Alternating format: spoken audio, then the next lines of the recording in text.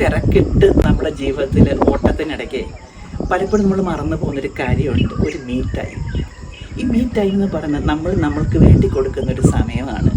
പലപ്പോഴും നമ്മുടെ ജീവിതത്തിൻ്റെ പ്രാരാബ്ദങ്ങൾക്കിടയിൽ അയ്യോ ഭർത്താവ്, കുട്ടികൾ, അതിൻ്റെ ജോലി, എവിടെ സമയം, ഒന്നും ഇരിക്കാൻ പോലും സമയമില്ല എന്നും പറഞ്ഞ് അത് മാറ്റി വെക്കാറുണ്ട്.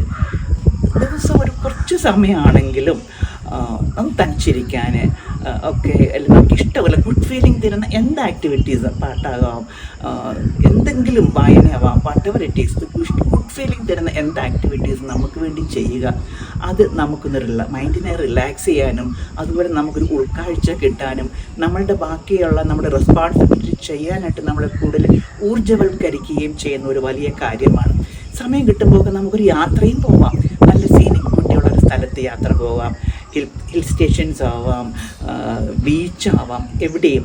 സോ മീ ടൈമിൻ്റെ പ്രാധാന്യം മനസ്സിലാക്കി എല്ലാവരും നമുക്ക് സ്വയത്തെ ഒന്ന് സ്നേഹിച്ച് അല്പസമയം നമ്മുടെ സ്വയത്തിന് വേണ്ടി മാറ്റിവെക്കും.